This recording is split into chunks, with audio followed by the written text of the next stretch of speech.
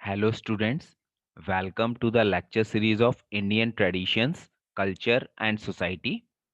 आज हम अपना लेक्चर नंबर 4 स्टार्ट करेंगे और इस लेक्चर नंबर 4 में हम स्टार्ट करेंगे topic society in ancient India. तो सोसाइटी इन एंशंट इंडिया के अंडर हम दो टॉपिक पढ़ेंगे और जो हमारा नेक्स्ट लेक्चर होगा उसमें भी दो टॉपिक हम कवर करेंगे। तो दो लेक्चर में ये हमारा सोसाइटी इन एंशंट इंडिया जो है कवर होगा। तो इसमें जो दो टॉपिक पढ़ने हैं वो हैं पुरुषार्थ और वर्ण आश्रम सिस्टम। तो चलिए इनको शुरू कर लेते हैं।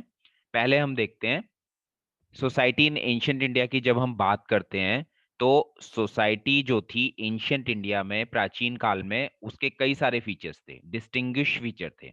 उसमें से कुछ यहाँ पे मेंशन है। उन्हीं को, उन चार फंक्शन को हम दो लेक्चर में कवर करेंगे।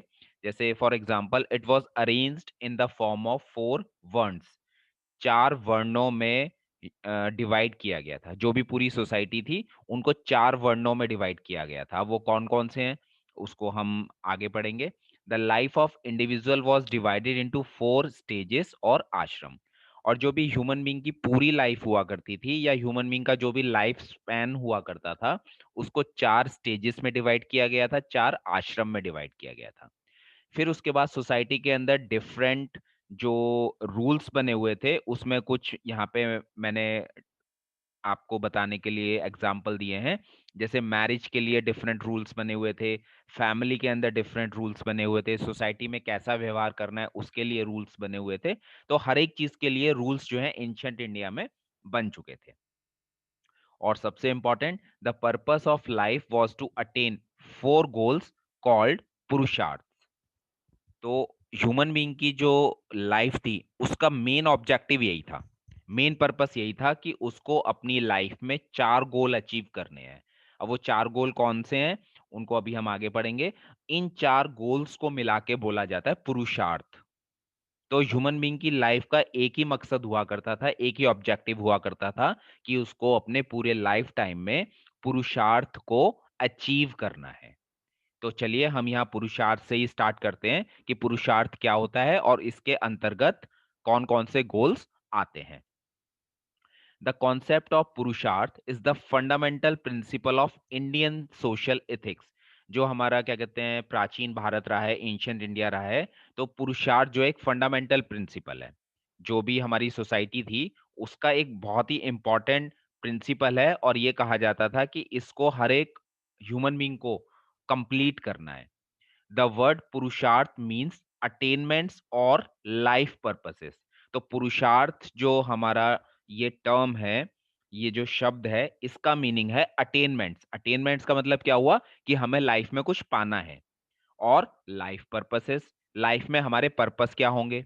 The literal meaning of purushartha is object of human pursuit. तो जो भी हमारी आशाएं हैं, जो भी हमारी इच्छाएं हैं, उनको बेसिकली पुरुषार्थ से जोड़ा गया है और ये कहा गया है कि इसको हमें अपनी लाइफ में अचीव करना है।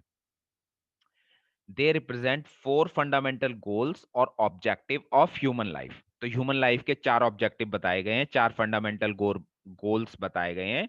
इनको अटेन करना ही पुरुषार्थ है। तो आगे यही लिखा है, the aim of every person is to attain the 4 noble ends और पुरुषार्थ। तो अगर किसी ह्यूमन बीइंग ने इन चारों को अटेन कर लिया है तो हम ये कह सकते हैं कि उसने पुरुषार्थ को पा लिया है या अपनी लाइफ का ऑब्जेक्टिव कंप्लीट कर लिया है, अचीव कर लिया है। ठीक है। तो ये पुरुषार्थ कौन कौन से हैं चार, इनको अब हम देख लेते हैं। तो पहला है इसमें धर्म, दूसरा है अर्थ, तीसरा है काम और चौथा है मोक्ष। तो धर्म को रिलेट किया किया गया है righteousness, duty and moral value से। अर्थ को रिलेट किया गया है वेल्थ से और इकोनॉमिक वैल्यू से। काम को रिलेट किया गया है डिजायर से, हमारी इच्छाओं से। और मोक्ष को लिबरेशन और स्पिरिचुअल वैल्यू से। ठीक है। तो ये चार हमारे गोल हैं, इनको अचीव करना ही क्या है, पुरुषार्थ है। तो इन चारों को वन बाय वन हम डिस्कस कर लेते हैं। अगर हम इन चारों गोल्स की बात करें या पुरुषार्थ की बात करें तो सबसे पहले पुरुषार्थ का जो हमें रेफरेंस मिलता है वो ऋग्वेद में मिलता है। तो ऋग्वेद के अंदर जो है सिर्फ 3 ही फंडामेंटल गोल्स बताए गए थे, है ना। और वो कौन कौन से थे? वो थे काम, अर्थ और धर्म। और इनको तीनों को मिला के त्रिवर्गा बोला जाता था, या थ्री फंडामेंटल ह्यूमन परसुएट बोले जाते थे। लेकिन जब अच्छा, ये जो हम बात कर रहे हैं ऋग्वेदा की, तो ये अर्ली वैदिक एज की बात कर रहे हैं, क्योंकि ऋग्वेद जब लिखा गया या ऋग्वेद जब हमारे सामने आया तो उसको हम क्या बोलते हैं? उसको अर्ली वैदिक एज बोलते हैं। ठीक है। फिर लेटर वैदिक एज में क्या हुआ? मोक्ष को भी ऐड किया गया इसमें, और तब से लेके कितने पुरुषार्थ हो गए? 4 पुरुषार्थ हो गए, या 4 ह्यूमन लाइफ के गोल हो गए। तो पहले 3 थे, ऋग्वेद में 3 का ही मेंशन मिलता है, लेकिन लेटर वैदिक एज में मोक्ष को ऐड किया गया, और तब से 4 गोल हो गए, और या 4 पुरुषार्थ हो गए। तो वन बाय वन इनको देख लेते हैं। सबसे पहले हम बात करेंगे धर्म की। तो धर्म और the principle of righteousness is the supreme of the पुरुषार्थ। जितने भी पुरुषार्थ हैं, मतलब चारों पुरुषार्थ में या चारों गोल्स में से जो धर्म है वो सबसे सुप्रीम है, और ये बेसिकली राइटियसनेस के प्रिंसिपल के ऊपर बेस्ड है। या धर्म को हम ये भी बोल सकते हैं कि हमेशा हमें क्या करना है? जो भी काम करना है वो राइट डायरेक्शन में करना है, सही की दिशा में काम करना है। तो ये जो राइटियसनेस का सिद्धांत है उसके ऊपर बेस्ड है कि हमें सारी चीजें क्या करनी है? सही करनी है। तो धर्म in Indian tradition is different from the western concept of religion. अब यहाँ पे देखिए एक इंपॉर्टेंट पॉइंट है। हम अपने इंडिया में, हम अपने हिंदी में क्या बोलते हैं? धर्म बोलते हैं, और उसको हम इंग्लिश में क्या बोलते हैं? रिलीजन बोलते हैं। लेकिन जो हमारा धर्म है और वेस्टर्न या यूरोपियन कंट्रीज का रिलीजन है, वो दोनों ही डिफरेंट है। अब कैसे डिफरेंट है यहाँ पे एक बार हम देख लेते हैं, है ना। आज की अगर हम मॉडर्न इंडिया की बात करें तो ये जनरली सभी लोगों के बीच में क्या है? ये कंफ्यूजन है कि हम धर्म की बात करते हैं तो बेसिकली हम उसको हिंदू, मुस्लिम, सिख, ईसाई से जोड़ देते हैं धर्म को। लेकिन एक्चुअल में धर्म वो नहीं है हमारे इंडिया के अंदर। धर्म की जो एक्चुअल परिभाषा है, एक्चुअल डेफिनेशन है, वो हम यहाँ पे देखेंगे, है ना। तो पहले रिलीजन को समझ लेते हैं। The word religion has been derived from the Latin word religare, which means to connect. अब ये जो वर्ड रिलीजन है, इंग्लिश का जो रिलीजन वर्ड है, वो लैटिन लैंग्वेज का एक वर्ड है रेलिगेयर, उससे लिया गया है, जिसका मतलब होता है कनेक्ट करना। किससे कनेक्ट करना? इन this sense religion is a set of principal which connects human being with God. तो बेसिकली ये जो रिलीजन है, ये कई सिद्धांतों का एक सेट है, कई प्रिंसिपल्स का सेट है, एक कॉम्बिनेशन, एक ग्रुप है, जिसके थ्रू ह्यूमन बीइंग क्या करता है? गॉड के साथ अपने आप को कनेक्ट कर पाता है। Therefore religion essentially has some notion of God or some other supernatural entity। तो रिलीजन के थ्रू जब वर्शिप करते हैं, पूजा करते हैं, रिलीजन, इंग्लिश वाले रिलीजन की बात कर रहे हैं, तो उसमें वर्शिपिंग बताई गई है कि रिलीजन में जब हम कुछ वर्शिपिंग करते हैं गॉड की, तो हम क्या कर पाते हैं? एक तरीके से गॉड से या सुपर नेचुरल एंटिटी से कनेक्ट हो जाते हैं। ठीक है। तो ये तो हो गया रिलीजन। अब धर्म की बात करते हैं। तो ये जो धर्म वर्ड है, ये संस्कृत के वर्ड धर से लिया गया है, जिसका मतलब होता है to connotes, which connotes to sustain, support और अपहोल्ड। जिसका मतलब होता है किसी चीज को सस्टेन करना या किसी चीज को सपोर्ट करना। तो बेसिकली ये कहाँ सपोर्ट करेगा? इसके वाइड मीनिंग है, कई सारे मीनिंग है इसके। तो धर्म has a wide range of meaning. It is the essential foundation of something and signifies truth. हम जो भी काम करते हैं लाइफ में, उसका जो फाउंडेशन है, उसका जो बेस है, वो एक्चुअल में क्या है? वो धर्म है। और धर्म जो क्या किसको सिग्निफाई करता है? धर्म जो है सच्चाई को, ट्रुथ को सिग्निफाई करता है ना। तो यहाँ पे देखिए इतनी लाइन से ही हमें पता चल रहा है कि कहीं भी धर्म को हम गॉड से रिलेट नहीं कर रहे, धर्म को हम सच्चाई से रिलेट कर रहे हैं। और जो भी हम काम कर रहे हैं उसका बेसिकली धर्म क्या है? वो फाउंडेशन है। ठीक है। तो it is established, customary, proper and traditional और सेरेमोनियल। ठीक है। तो बेसिकली जो धर्म की जब स्थापना हुई, है ना, तो उसको एक एस्टैब्लिश किया गया धीरे धीरे। एस्टैब्लिश करने के बाद उसको कस्टमरी बनाया गया। कस्टमरी का बेसिकली मतलब है प्रथागत, प्रथागत का मतलब है जो प्रथाएं पुरानी चली आ रही हैं, और धर्म पूरा जो है एक प्रॉपर है, ट्रेडिशनल है। ट्रेडिशनल का मतलब पारंपरिक है, और सेरेमोनियल है। ठीक है, सेरेमोनियल का मतलब है कि उसमें कई तरह की सेरेमनी होती हैं। तो इससे क्या समझे, इससे हम ये समझे कि बेसिकली जो धर्म है किसी भी चीज को करने के लिए बेस है, सच्चाई है, राइट की दिशा में ले जाता है, और ये जो है जनरेशन टू जनरेशन ये सारी चीजें क्या हो रही हैं, पास हो रही हैं। It is once duty, responsibility, imperative and moral obligation. तो ये जो धर्म है ये एक कर्तव्य है, ये एक जिम्मेदारी है, और अनिवार्य अनिवार्य है, असेंशियल है, और साथ में ही ये एक नैतिक दायित्व है। मोरल ऑब्लिगेशन का मतलब क्या है, नैतिक दायित्व है, तो इसको नैतिकता से जोड़ा गया है ना। और नैतिकता वही होती है जहां पे सच्चाई होती है, नैतिकता वही होती है जहां पे हमें अंदर से ही ये लगता है कि नहीं, हमें हमेशा सही काम करना है। It is right, meritorious, and ethical, and it is required or permitted through religious authority and thus legal. इसका मतलब ये हुआ कि ये राइट है, हमने पहले किया, प्रिंसिपल ऑफ राइटियसनेस के ऊपर बेस्ड है, तो ये राइट है, और एक तरह से मेधावी है ना, नैतिक है, ये इथिकल है, नैतिक है। और क्योंकि इसको जो रिलीजियस अथॉरिटी थी एंशियंट इंडिया में, तो रिलीजियस अथॉरिटी क्या हो गई, जैसे टेम्पल हो गए, है ना, मंदिर हो गए, उनके पुजारी हो गए, या राजा की तरफ से, तो उनकी तरफ से इसको परमिट किया गया, परमिशन दी गई, तो ये क्या हो गया, ये लीगल हो गया, ये कानून के दायरे में भी आ गया, है ना। तो मतलब अगर हम सही की दिशा में रहेंगे तो हम अपने धर्म का क्या कर रहे हैं, पालन कर रहे हैं। अब धर्म का मतलब यहाँ पे ये नहीं है कि हिंदू धर्म की बात कर रहे हैं या मुस्लिम धर्म की बात कर रहे हैं। धर्म का मतलब है हम अपने कर्तव्यों को सही से निभा रहे हैं, हम जो अपने काम कर रहे हैं वो सही की डायरेक्शन में कर रहे हैं। तो देयरफॉर धर्म इन ancient India was a code of conduct for the member of the society. देखिए अब ये बिल्कुल कंक्लूजन यहाँ पे निकल के आ गया कि बेसिकली जो धर्म था वो लोगों के लिए कोड ऑफ कंडक्ट था कि उन्हें सोसाइटी में किस तरह का बिहेवियर करना है। तो सोसाइटी में तो वही चीज एक्सेप्टेबल होगी जो सही होगी। तो ये लोगों के लिए क्या था, कोड ऑफ कंडक्ट था। अब एक पीवी केन फिलोसोफर रहे हैं, उन्होंने कहा है, PV Kane also defines dharma in terms of privileges, duties and obligation of a person in a particular stage of life। ठीक है, पर्टिकुलर स्टेज ऑफ लाइफ का मतलब यह है कि हमारी लाइफ की अलग अलग स्टेजेस है। हमारा जन्म हुआ, हम छोटे थे, फिर बड़े हुए, स्कूल जाना शुरू हुए, फिर कॉलेज में आ गए, फिर आगे जॉब करेंगे, है ना। जॉब करने के बाद मैरिज होगी, शादी होगी, चिल्ड्रन होंगे, ओल्ड होते चले जाएंगे धीरे धीरे। तो लाइफ के डिफरेंट स्टेजेस हैं।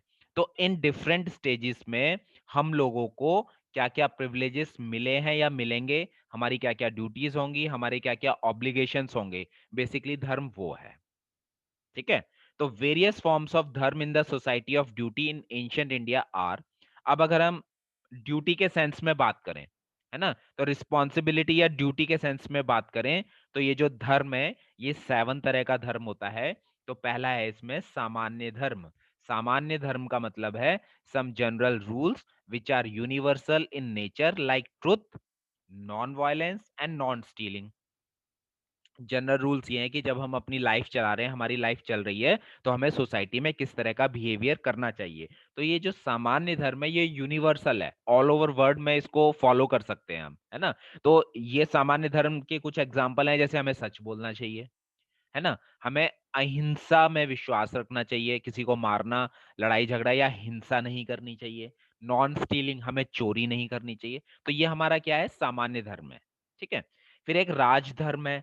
राजधर्म में क्या है, राजा की ड्यूटीज बताई गई हैं कि राजा को अपना धर्म कैसे निभाना है, तो उसमें राजा की ड्यूटीज और रिस्पॉन्सिबिलिटीज बताई गई हैं। तो आज की डेट में राजा तो होते नहीं है, ये क्योंकि हम एंशियंट इंडिया की बात कर रहे हैं। तो आज की डेट में हमारे जो क्या कहते हैं प्राइम मिनिस्टर हैं, हमारे जो क्या कहते हैं राष्ट्रपति हैं, हमारे जो बाकी एमएलए हैं, ये किंग की कैटेगरी में आ रहे हैं एक तरीके से। तो इनकी क्या ड्यूटीज हैं, है ना, तो वो राजधर्म है। फिर वोमेन की कुछ ड्यूटीज और रिस्पॉन्सिबिलिटी बताई है ना, तो वो क्या हो गया, वो स्त्री धर्म हो गया। फिर दाम्पत्य धर्म बताया गया है। दाम्पत्य धर्म में जो भी हस्बैंड वाइफ हैं उनकी ड्यूटीज को एक्सप्लेन किया गया है कि उनको कैसा व्यवहार करना चाहिए सोसाइटी के अंदर। फिर वर्ण धर्म, अब जैसे अभी हम अगला टॉपिक पढ़ेंगे वर्ण सिस्टम, है ना। तो उसमें सोसाइटी के लोगों को 4 वर्ण में डिवाइड किया गया था। तो हर एक वर्ण की अलग अलग ड्यूटीज बताई गई हैं। तो उनको हम यहाँ पे क्या बोलेंगे, वर्ण धर्म बोलेंगे। फिर आश्रम धर्म। तो आश्रम धर्म का जैसे मैंने अभी आपको ऊपर बताया, प्रिविलेजेस, ड्यूटी और ऑब्लिगेशन की बात करी, कि ह्यूमन बीइंग की पूरी लाइफ को हमने डिफरेंट स्टेजेस में डिवाइड किया है। तो हर एक स्टेजेस की अपनी अपनी ड्यूटीज हैं, रिस्पॉन्सिबिलिटीज हैं। अगर उसको सही से निभा रहे हैं तो वो क्या हो गया, आश्रम धर्म हो गया। और नेक्स्ट है आपद धर्म। आपद धर्म का मतलब है duties during the crisis period. कोई क्राइसिस आ जाता है, कोई नेचुरल क्लैमिटी आ गई, उस टाइम में हमें क्या करना है, किस तरह से बिहेव करना है, किस तरह से ड्यूटीज निभानी है, तो उसको आपद धर्म बोला गया है। फिर पुरुषार्थ में दूसरा गोल है हमारा अर्थ। तो artha is the second purushartha. The term artha refers to the worldly prosperity और वेल्थ। इसको प्रॉस्पेरिटी से, समृद्धि से जोड़ा गया है, इसको वेल्थ से जोड़ा गया है, पैसे से जोड़ा गया है, मटेरियल से जोड़ा गया है। It includes all the material means of life. हमारी लाइफ में हमें अपनी लाइफ को चलाने के लिए जिन जिन मटेरियल की जरूरत पड़ती है, उनको अर्थ से जोड़ा गया है। Kautilya maintains that wealth is the basis of human requirements and that social well-being depends on material prosperity. तो कौटिल्य ने भी अपने अर्थशास्त्र में ये बताया है कि जो ह्यूमन रिक्वायरमेंट का बेस है, हमारी जो भी जरूरतें हैं उनको हमें पूरा करना है, तो उसके लिए हमारे पास वेल्थ होनी चाहिए। और किसी भी सोशल वेलबींग जो है वो किस पे डिपेंड करेगा, सोशल वेलबींग मतलब सोसाइटी का वेलफेयर अगर होना है तो वो भी मटेरियल प्रॉस्पेरिटी के ऊपर डिपेंड करेगा, क्योंकि वेल्थ से ही लोगों के वेलफेयर के काम जो है वो हो सकते हैं। Indian thinkers had recognized the pursuit of wealth as a legitimate human aspiration. Legitimate का मतलब क्या होता है, अनिवार्य रूप से। ठीक है, तो इंडियन थिंकर्स, फिलोसोफर ने यही बताया है कि ये जो वेल्थ होना हमारे पास, वो ह्यूमन एस्पिरेशन जो भी है हमारा, वो अनिवार्य रूप से है, वो अनिवार्य है, होना चाहिए हमारे पास, तभी हमारी रिक्वायरमेंट पूरी होंगी। लेकिन कंडीशन क्या है, कंडीशन ये है, earth must be acquired by right means. जो भी हम पैसा कमाएं, जो भी हम वेल्थ इकट्ठा करें अपनी जरूरतों को पूरा करने के लिए, तो वो पूरे ईमानदारी से कमाएं, उसको राइट मीन से इकट्ठा करें। ठीक है। नेक्स्ट है काम। काम का मतलब है, काम मीन्स वर्ल्डली प्लेजर्स और सेंसुअल प्लेजर्स। जितनी भी हमारी डिजायर्स हैं, है ना, हमारी किसी भी तरह की डिजायर है, उसको काम के अंदर रखा गया है। तो it refers to some of the innate desires and urges in human beings. In the narrow sense kama means sexual pleasure, but in the wider sense it involve sexual, emotional and aesthetic life all together, है ना। तो काम का मतलब सिर्फ ये नहीं है कि सेक्सुअल प्लेजर ही मिलना है। काम का मतलब ये भी है कि उसमें जितनी भी हमारे डिजायर्स हैं लाइफ के अंदर, है ना, वो सब इसके काम के अंडर में आती हैं। तो काम इज फुलफिलिंग वंस डिजायर, अपनी डिजायर को, अपना इच्छाओं को पूरा करना क्या है, दैट इज काम। तो और डिजायर्स क्या क्या हो सकती हैं, जैसे फॉर एग्जांपल आप, मैं वेल्दी होना चाहता हूँ, मैं पावरफुल होना चाहता हूँ, है ना, मुझे एक एफिनिटी चाहिए, मतलब मैं लोगों के साथ जुड़ना चाहता हूँ, या फिर मैं, मुझे रिकॉग्निशन चाहिए, पहचान चाहिए, मुझे एक बड़ी पोस्ट चाहिए, आगे चल के मेरे पास गाड़ी हो जाए, बंगला हो जाए। तो इस तरह की जो डिजायर्स हैं वो बेसिकली किस में आती हैं, काम में आती हैं। तो काम पुरुषार्थ advocates that one's desire need to be fulfilled in their lifetime।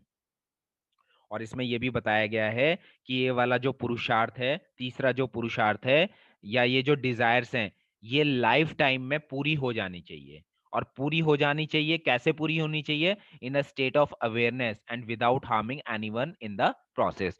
मतलब जब हम अपनी डिजायर्स को पूरा करें, एक तो किसी को नुकसान ना पहुंचाएं, और दूसरा स्टेट ऑफ अवेयरनेस, हम अपनी कॉन्शियसनेस में रहें, हम अपनी चेतना में रहें। ठीक है।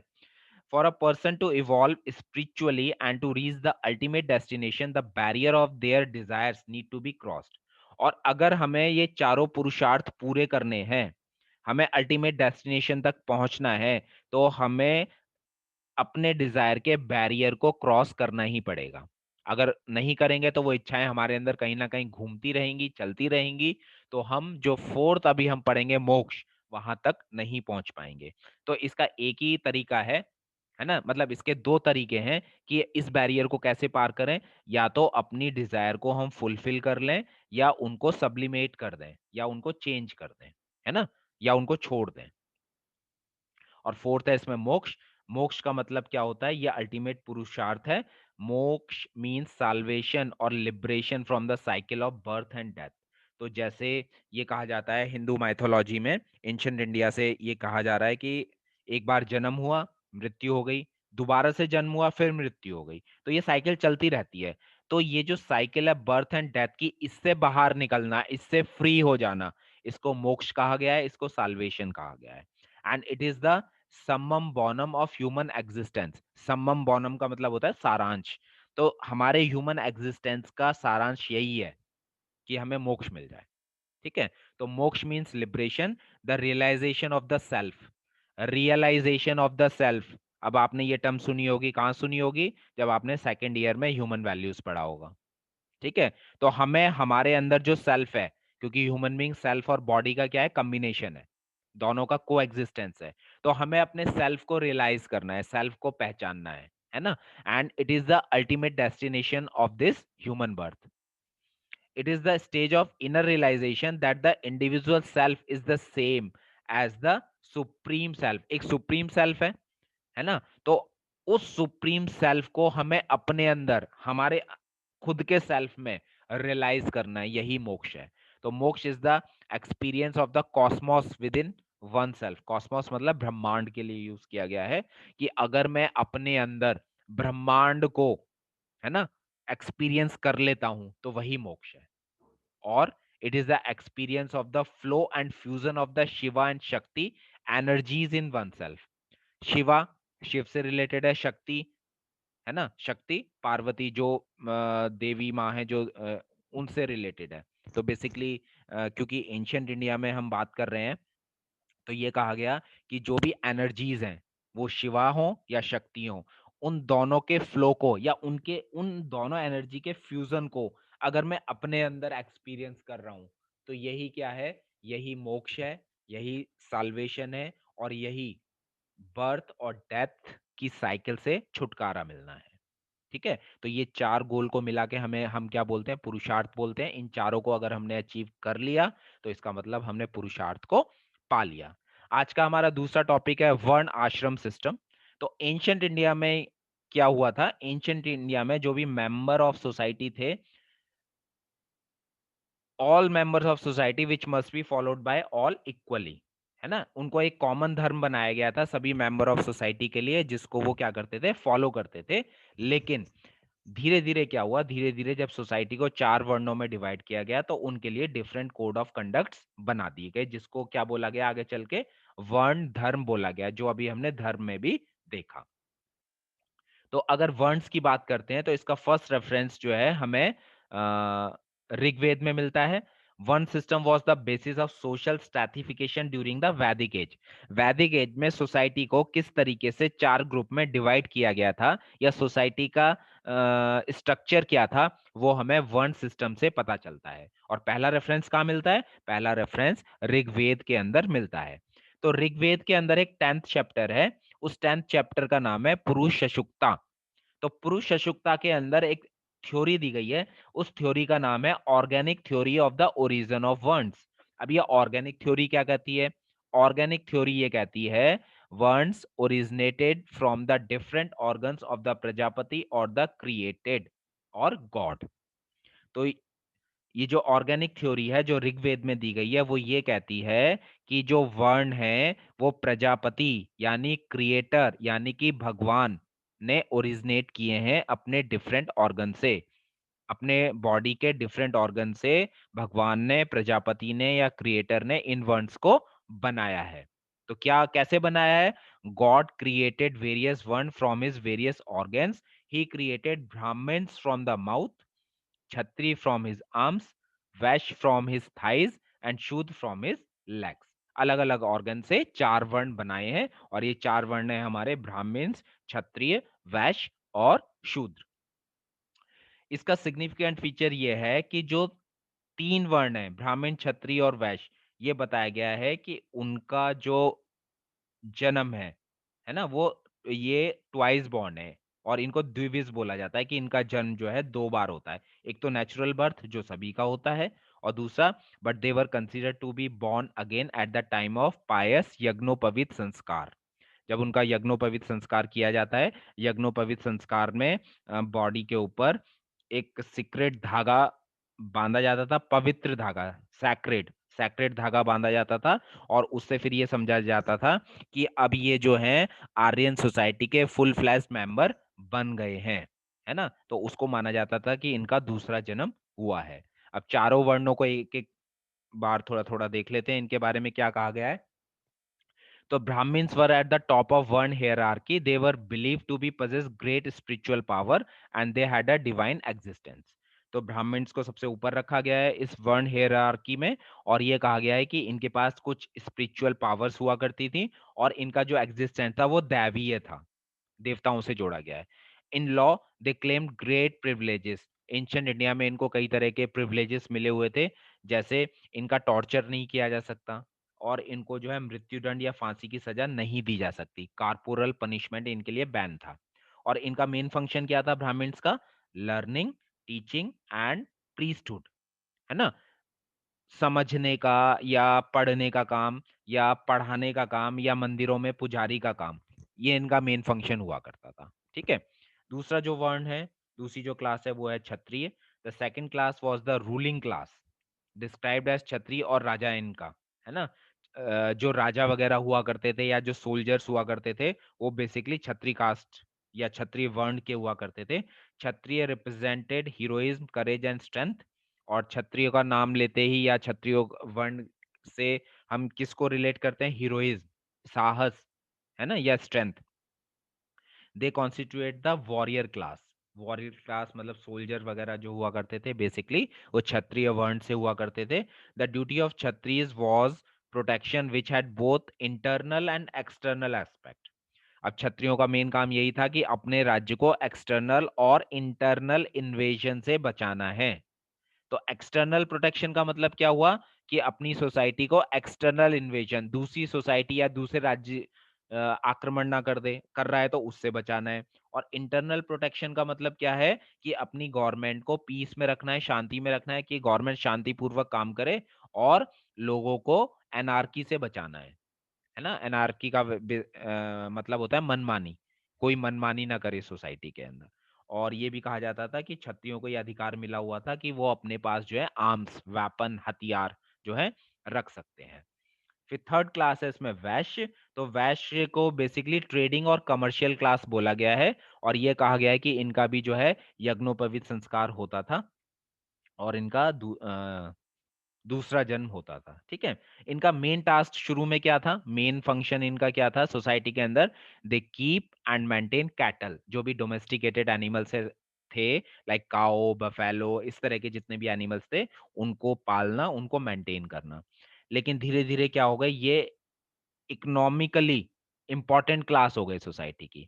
और फिर आइडियल वैश्य जो था, उसको क्या कहा जाने लगा कि आइडियल वैश्य वही होगा जिसको jewels, metals, cloth, threads, spices, perfume, इनकी एक्सपर्ट नॉलेज हो जाएगी, है ना। क्योंकि आगे चल के जो वैश्य लोग थे इन चीजों का क्या करने लगे? बिजनेस करने लगे। इन this sense Vaishya were the ancient Indian businessman. Okay. Next है शूद्र। तो Shudra were at the bottom of social hierarchy. They persuaded the task of serving the other three varnas. तो ये कहा जाता था कि जो शूद्र हैं उनको सबसे बॉटम में रखा गया था, और बेसिकली ये जो है बाकी तीन क्लास को सर्व करने का काम करते थे। दे वर नॉट ट्वाइस बॉर्न, और इनको कई तरह के मानव अधिकारों से या अधिकारों से वंचित रखा गया था, और इनको आर्यन सोसाइटी में सेकंड क्लास सिटीजन जो है वो बोला गया है। फिर एक एल बाशम है जिन्होंने स्टडी करी है, उन्होंने ये बताया कि शूद्र जो है दो तरह के होते हैं, एक नॉट एक्सक्लूडेड और अनिर्वासिता, और एक एक्सक्लूडेड और निर्वासिता। तो जो अनिर्वासिता शूद्र हैं, they were the part of Indian varna system. अनिर्वासिता को तो इंडियन वर्ण सिस्टम का पार्ट माना गया है, लेकिन जो निर्वासिता शूद्र हैं उनको इंडियन वर्ण सिस्टम का पार्ट नहीं माना गया है, and were quite outside the pale of Hindu society से उनको अलग रखा गया है। और बाद में इनको क्या कहा जाने लगा, इनको अनटचेबल्स कहा जाने लगा, है ना। तो अनटचेबल्स एंशिएंट इंडिया में किसको कहते थे? A large number of people were deprived of all human rights, having any contact with them might lead to the fall from grace by a normal Hindu, है ना। इनको कई तरह के अधिकारों से वंचित किया गया था और ये कहा गया था कि चारों वर्ण के लोग जो हैं, अगर इनके साथ कांटेक्ट में आएंगे तो वो एक नॉर्मल हिंदू से क्या हो जाएंगे, गिर जाएंगे, वो नॉर्मल हिंदू नहीं रहेंगे, है ना। तो इसलिए इनको अनटचेबल्स बोला जाने लगा। और इनको कई बार एक्सक्लूडेड शूद्र भी बोला गया है, जो अभी मैंने पीछे आपको बताया, या कई बार इनको फिफ्थ क्लास भी बोला गया वर्ण सिस्टम की, पंचम वर्ण। तो probably they were the aboriginal tribes who were defeated by the Aryans। तो एंशियंट इंडिया में ये कहा गया कि आर्यन ने जिन आदिवासी लोगों को हराया था, है ना, उनको अनटचेबल्स कहा जाने लगा। तो उनको फिर क्योंकि हरा दिया था आर्यंस ने, तो उन्होंने उनको अपने टाउन्स और विलेजेस में उनका रहना अलाउड नहीं था, आर्यन के टाउन्स और विलेजेस में।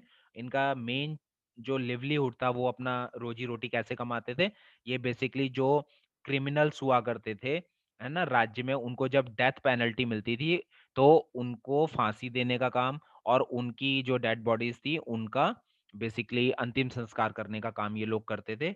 ये वही कपड़े पहनते थे जो डेड बॉडीज के ऊपर होते थे। टूटे बर्तनों में इनको बेसिकली ये खाना खाते थे। और अगर इन्हें ऑर्नामेंट्स पहनने हैं तो वो सिर्फ लोहे के बने ऑर्नामेंट्स ही पहनते थे। ठीक है, तो ये एंशियंट इंडिया का वर्ण सिस्टम था। लेकिन जैसे जैसे हम लोग एंशियंट इंडिया से मॉडर्न इंडिया की तरफ आए, आज की डेट में आए, तो ये जो फोर वर्ण थे हमारे, इनके अंदर भी डिविजन्स आ गए और इनके अंदर सब कैटेगरीज बन गई, जो आज की डेट में हम क्या बोलते हैं, कास्ट बोलते हैं, जाति बोलते हैं। ठीक है, तो ये हमारा एंशियंट इंडिया का वन आश्रम सिस्टम था। तो आज के लेक्चर में हम इतना ही रखेंगे। अगर आपको लेक्चर पसंद आ रहे हैं तो ये जो हमारा यूट्यूब चैनल है लर्न कॉन्स्टिट्यूशन विद राजीव, इसको लाइक कर लीजिए। और सब्सक्राइब करने के बाद जो और भी स्टूडेंट हैं पूरे एकेटीयू में, है ना, या और भी स्टूडेंट है जो इस तरह के सब्जेक्ट पढ़ रहे हैं, उनके साथ आप लोग इसको शेयर कर दीजिए। तो आज का लेक्चर इतना ही रखते हैं हम। Thank you.